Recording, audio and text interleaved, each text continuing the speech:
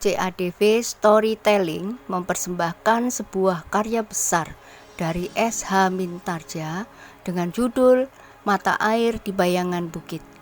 Cerita ini mengisahkan pertarungan antara kebaikan dan kejahatan yang erat menjadi satu dengan kemunafikan, dibungkus dengan cerita-cerita silat yang menegangkan. Latar cerita tersebut tak jauh dari sejarah kerajaan-kerajaan di masa silam. Selamat menikmati.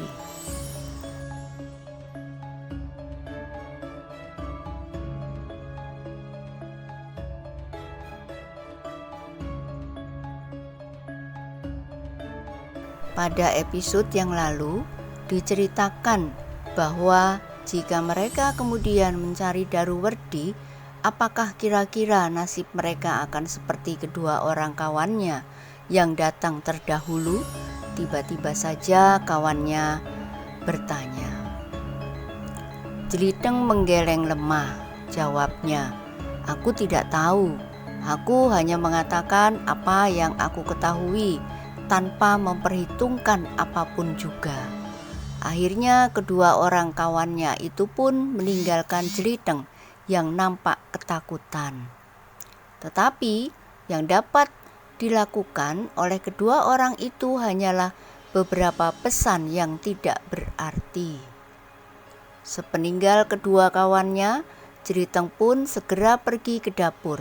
Kepada ibunya yang bertanya tentang tamunya, Jeliteng hanya mengatakan bahwa keduanya menanyakan tentang air di parit yang rusak di ujung bulak, karena anak-anak kecil yang kurang berhati-hati saat-saat mereka menggembalakan kerbau dan menggiringnya ke sungai untuk sementara itu, seperti yang diduga oleh Jeliteng, maka cerita yang dibuatnya itu segera tersebar di seluruh padukuhan. Bahkan cerita itu pun telah didengar pula oleh anak-anak muda Lumban Kulon. Daruwerdi akan mendengarnya juga, berkata Jeliteng di dalam hatinya. Ia akan datang kepadaku dan bertanya, apakah yang sebenarnya telah terjadi. Dugaan Jeliteng itu pun tepat. Demikian berita tentang Jeliteng itu sampai ke telinga Daruwerdi, maka ia pun dengan tergesa-gesa telah pergi ke Lumban Wetan untuk bertemu dengan Jeliteng. "Ceritakan," berkata Daruwerdi.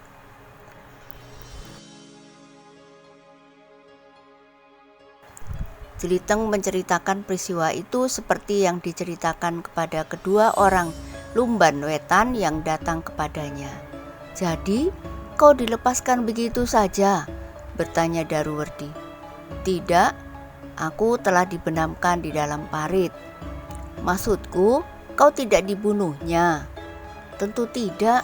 Seperti yang kau lihat, aku masih hidup." Daruwerdi menarik nafas dalam-dalam. Ia menahan kejengkelannya atas kebodohan Jeliteng.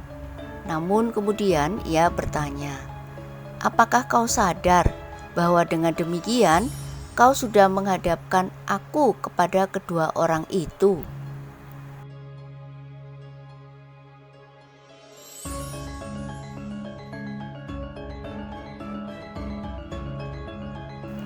"Aku tidak mempunyai pilihan lain. Jika aku tidak mengatakannya, aku dicekiknya sampai mati." Daruwerdi mengangguk-angguk. Katanya, "Baiklah Jeliteng, itu memang bukan salahmu. Seandainya bukan kau, namun tentu akan ada pula orang lain yang menceritakan apa yang telah terjadi di pinggir hutan itu. Dan aku pun harus bersiap menghadapi segala kemungkinan." Jeliteng mengangguk-angguk. Namun tiba-tiba saja ia bertanya, "Daruwerdi, apakah yang kira-kira akan kita lakukan jika pada suatu saat orang-orang yang mengatakan dirinya murid dari Kendali Putih itu datang dalam jumlah yang jauh lebih banyak?"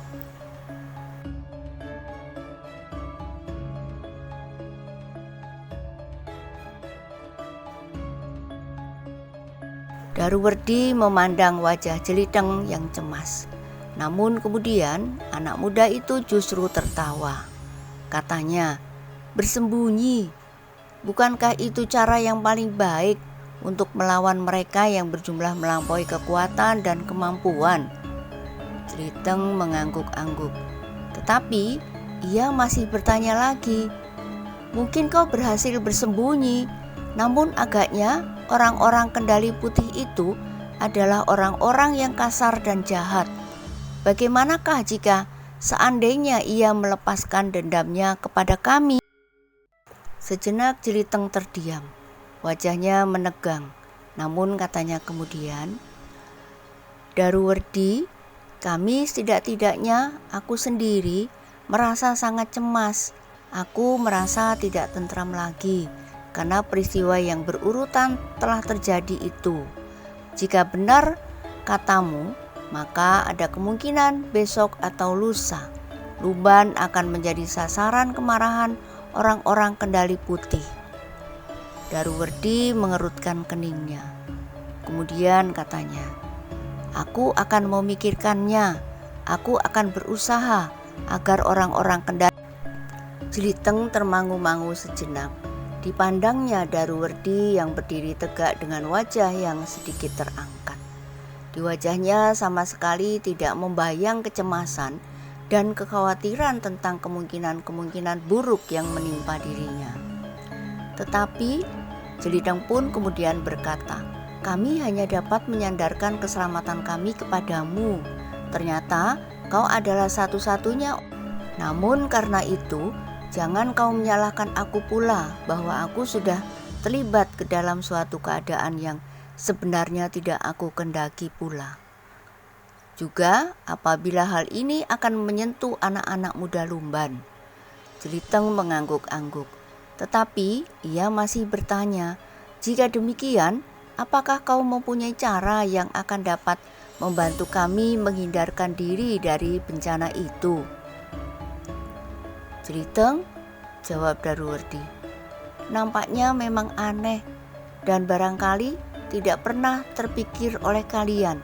Bagaimana jika kalian bersikap seperti seorang laki-laki? Bukankah kalian mempunyai tenaga dan pikiran? Kenapa kalian tidak berusaha melindungi diri kalian sendiri? Aku akan mengajari kalian untuk sekedar dapat membela diri. Mungkin seorang-seorang kalian tidak akan dapat berbuat apa-apa, karena untuk mencapai lingkaran orang-orang Kendali Putih, kalian memerlukan waktu 1 atau 2 tahun, bahkan lebih. Tetapi jumlah kalian yang banyak itu pun mempunyai pengaruh pula. 2 atau 3 orang Kendali Putih tentu tidak akan mampu melawan kalian seluruh padukuhan Lumban Wetan dan Lumban Kulon." Jeliteng memandang Daruwerdi sejenak. Namun tiba-tiba saja ia tersenyum. Katanya, "Kau mau mengajari kami untuk membela diri?" Kali lagi Daruwerdi menegaskan, "Ya, ajaklah kawan-kawanmu, kita akan segera mulai. Selain hal itu akan dapat melindungi kalian dan padukuhan Lumban, maka aku pun akan mempunyai kawan untuk mempertahankan diri jika pada suatu saat orang-orang Kendali Putih datang lagi ke padukuhan ini." Kesanggupan Daruwerdi itu pun kemudian telah diceritakan oleh Jeliteng kepada kawan-kawannya. Bahkan Jeliteng telah menambahnya dengan beberapa harapan dan kemungkinan yang dikarangnya sendiri.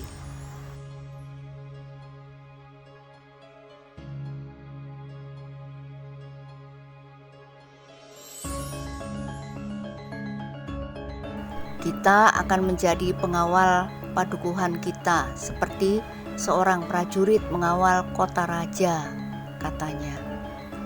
"Kau pernah melihat seorang prajurit mengawal kota raja?" bertanya kawannya. Jeliteng ragu-ragu sejenak. Namun kemudian ia memilih untuk tidak menjawab pertanyaan itu. Jelitenglah yang kemudian menjadi penghubung antara anak-anak muda yang ingin mempelajari olah kanuragan dengan Daruwerdi. Pada hari itu juga Jeliteng telah memberitahukan. Daruwerdi tersenyum. Katanya kepada Jeliteng, "Aku bangga atas kalian, tetapi sayang, agaknya kesediaan kalian untuk cepat-cepat memiliki kemampuan kanuragan itu karena didesak oleh perasaan takut." Jeliteng mengerutkan keningnya. Namun ia pun tersenyum sambil menjawab, "Mungkin kau benar, Daruwerdi. Kami menjadi sangat ketakutan. Siang malam kami merasa tidak tentram. Peristiwa itu baru semalam terjadi, tetapi kau sudah merasa sangat tersiksa. Karena itu kami cepat-cepat ingin memiliki bekal betapapun kecilnya. Baik, aku akan menyediakan sekedar waktu. Setiap sore kalian harus datang ke Padang Ilalang di sebelah Bukit Padas yang gundul itu."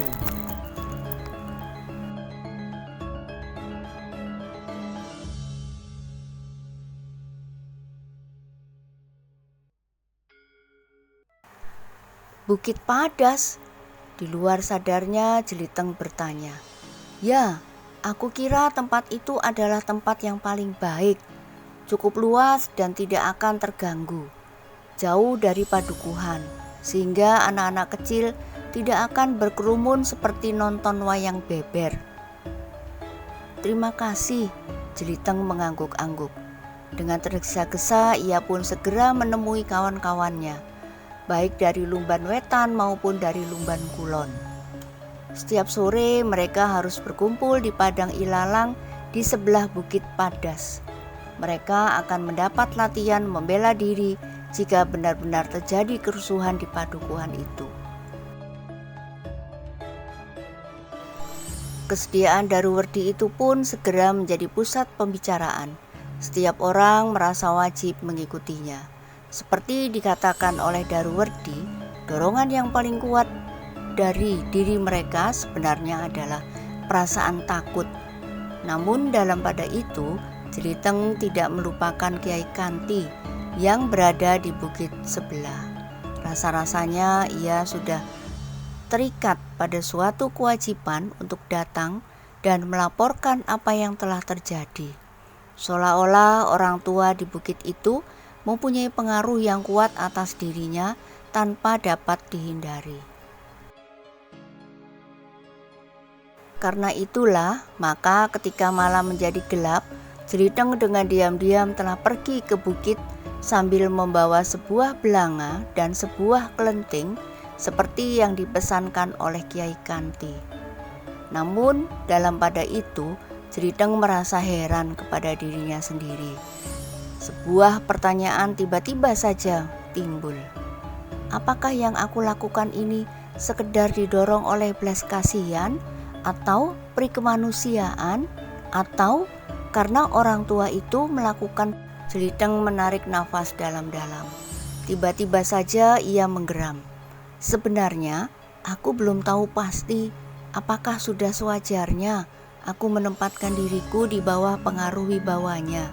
Aku harus tahu pasti bahwa ia benar-benar seorang tua yang pantas dihormati, bukan sekedar orang perantau yang mencari tempat sandaran bagi hidupnya, atau bahkan meyakinkan bahwa ia bukan orang-orang kendali putih. Jeliteng tiba-tiba saja mempercepat langkahnya. Sekilas terbayang betapa orang tua itu berusaha menahan anak gadisnya saat mereka bertemu dengan seekor harimau.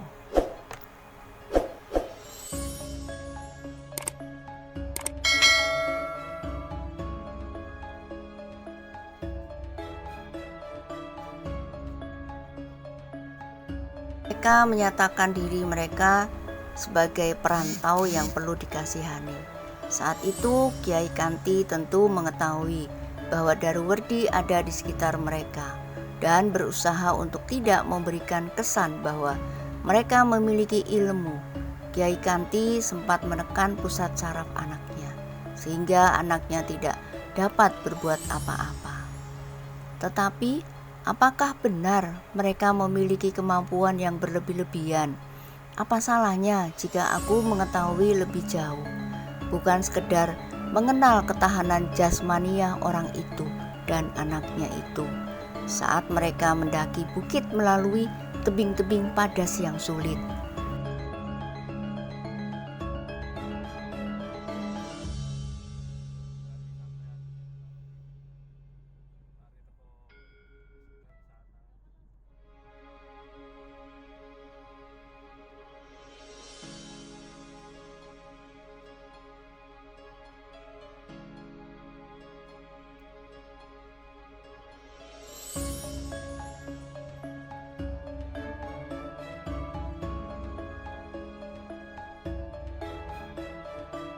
Jeliteng telah benar-benar mengambil keputusan. Demikianlah, maka sejenak kemudian Jeliteng telah berada di dekat sumber air di bukit itu. Ia pun mulai mempersiapkan rencananya. Kedatangan Jeliteng seperti biasa, disambut oleh Kiai Kanti dengan gembira, sebagaimana seseorang yang terpisah dari lingkungannya. Maka setiap kunjungan merupakan suatu kebahagiaan tersendiri. Karena memang pada kodratnya seharusnya manusia hidup di dalam suatu lingkungan bersama di antara mereka. Aku membawa belanga dan kelenteng Kiai, berkata Jeliteng.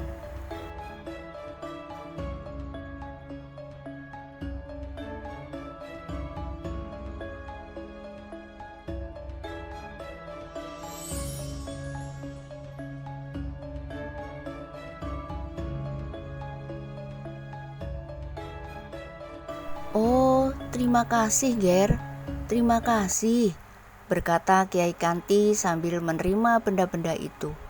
Dengan benda-benda ini, kami akan dapat menyiapkan makanan kami lebih baik lagi, jauh lebih baik. Jeliteng mengangguk-angguk. Sekilas dilihatnya Swasti duduk bersandar sebatang pohon, menghadap ke arah lain, seolah-olah sedang menikmati kelamnya hutan di lereng bukit itu.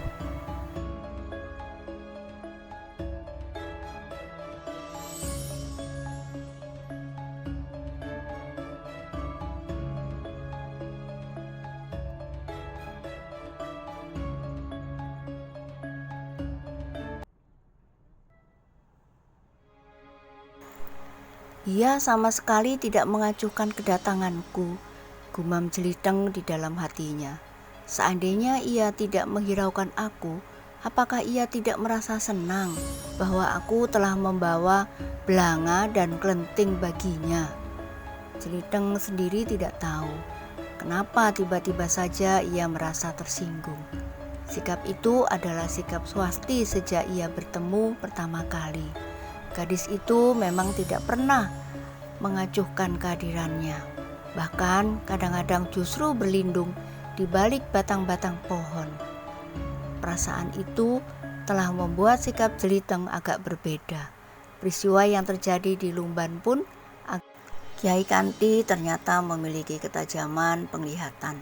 Bukan saja atas sikap Jeliteng yang nampak, namun orang itu seolah-olah dapat membaca kerut di kening anak muda itu. Tetapi Kiai Kanti bersikap hati-hati. Tentu ada sesuatu yang telah terjadi sehingga mempengaruhi sikap anak muda itu. Meskipun demikian, Kiai Kanti tidak menanyakannya. Dipersilakannya anak muda itu duduk di atas sehelai ketepe yang dianyamnya dari daun ilalang. Terima kasih Kiai, Jeliteng mengangguk-angguk. Namun sambil duduk ia berkata, aku ingin bercerita tentang sesuatu yang telah terjadi. Apakah ada peristiwa lain yang telah terjadi, Ger? Bertanya Kiai Kanti. Jeliteng termanggu-manggu sejenak. Namun kemudian ia pun mulai bercerita tentang dua orang kendali putih yang mencari keterangan tentang kedua kawannya yang hilang. Tidak ada pilihan lain kecuali membunuh mereka, berkata Jeliteng. Kiai Kanti mengangguk-angguk. Ia mengerti bahwa Jeliteng telah dihadapkan pada suatu keadaan yang sulit, sehingga tidak banyak kesempatan baginya untuk memikirkan tindakan yang lebih tepat dari membunuh mereka. Tetapi Kiai Kanti terkejut ketika Kiai Kanti mengerutkan keningnya. Dengan ragu-ragu ia bertanya, "Aku tidak tahu maksudmu, Ger. Bagaimana aku dapat mengetahui peristiwa itu? Karena setiap saat siang dan malam aku menunggui anakku di sini. Sekali-kali aku mengejar seekor binatang buruan atau mengail di telaga itu." Kiai Kanti berhenti sejenak. Lalu, "Tetapi memang sudah terpikir olehku bahwa aku tidak akan dapat berada di tempat ini seperti orang yang sedang bersembunyi untuk waktu yang terlalu lama. Persediaan garam yang aku bawa pun telah tinggal sedikit, sehingga pada suatu saat Jeliteng termangu-mangu sejenak. Dipandanginya wajah orang tua itu sejenak. Dalam cahaya perapian yang kemerah-merahan, Jeliteng memang melihat kerut-kerut keheranan di wajah orang tua itu. Tetapi Jeliteng sudah bertekad untuk meyakinkan apakah orang tua itu pantas dicurigai atau tidak. Selebihnya, apakah benar seperti yang diduganya sejak ia melihat orang tua itu untuk pertama kali, bahwa ia memang memiliki ilmu yang dapat. Jeliteng pun sadar bahwa keinginannya untuk mengetahui ilmu orang tua itu juga didorong oleh suatu kerinduan kepada gurunya. Sejak ia terpisah dari gunung, maka rasa-rasanya ia memang memerlukan seseorang yang dapat dianggapnya sebagai gurunya dan lebih-lebih lagi sebagai ayahnya yang juga sudah tidak ada lagi. Tetapi tidak semua orang. Sejak kedatangan Kiai dan anak gadis yang Kiai katakan anak Kiai itu, Lumban bagaikan diguncang oleh gempa. Aku tidak tahu apakah sebenarnya yang terjadi, tetapi adalah suatu kenyataan bahwa Lumban telah dijamah orang-orang Kendali Putih dan orang Pusparuri.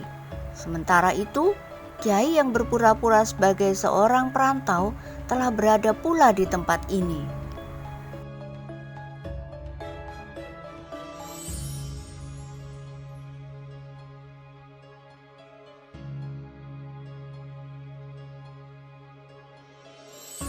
"Angger," Kiai Kanti memotong dengan wajah yang tegang. "Kenapa tiba-tiba saja Angger menuduh aku seperti itu?" Jeliteng seolah-olah tidak mendengar kata-kata Kiai Kanti. Bahkan ia menambahkannya, "Semula aku percaya dan bahkan mengagumi rencana Kiai untuk membuka sebuah padepokan justru di dekat mata air di bukit itu. Tetapi ternyata kedatangan Kiai telah diikuti oleh peristiwa-peristiwa yang menumbuhkan korban jiwa."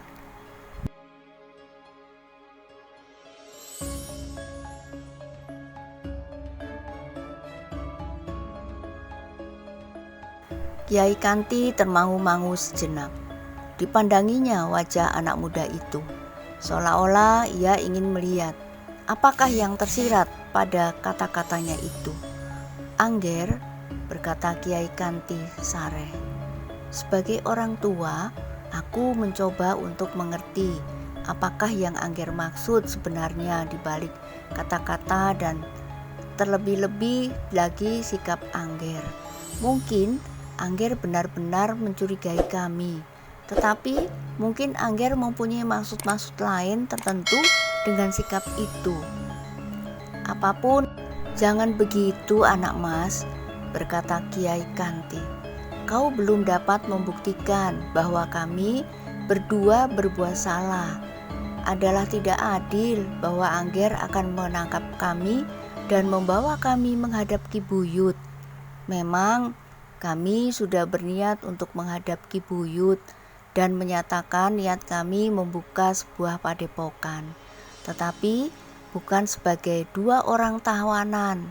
Kami akan menghadap sebagai manusia yang bebas dan dapat menentukan sikap menurut keinginan kami." "Jangan membantah." Kiai Kanti menarik nafas dalam-dalam. Katanya, "Kau memang aneh, Ger. Malam ini kau membawa belanga dan kelenting kepada kami. Tetapi tiba-tiba saja kau bermaksud menangkap kami. Jika demikian, maka belanga dan kelenting ini tidak akan ada artinya. Pertanyaan itu benar-benar tidak diduga-duga oleh Jeliteng. Karena itu, maka untuk sesaat ia justru terdiam. Dipandanginya belanga dan kelenting yang dibawanya dengan diam-diam dari padukuhan. Namun, ternyata bahwa perasaannya telah digeluti oleh berbagai macam tanggapan atas orang tua. Namun dalam pada itu, selagi Jeliteng merenungi pertanyaan Kiai Kanti, tiba-tiba telah terdengar suara dari kegelapan. "Ayah, kenapa ayah masih juga belum berbuat apa-apa?" Jeliteng berpaling. Dilihatnya Swasti tidak lagi duduk bersandar sebatang pohon di arah yang berseberangan. Namun, ia telah berdiri tegak dengan sorot mata yang membara. "Ayah," berkata Swasti, "aku tahu kita berdua dianggapnya seperti orang-orang kendali putih, atau setidak-tidaknya kita mempunyai hubungan dengan mereka. Jika memang anak muda itu berniat menangkap kami, maka ia harus membuktikan bahwa ia memang mampu melakukan." Nah, bagaimanakah kisah selanjutnya? Silakan ikuti terus kisah mata air di bayangan bukit pada kesempatan lain. Jangan lupa like, komen, dan subscribe. Terima kasih. Sampai jumpa.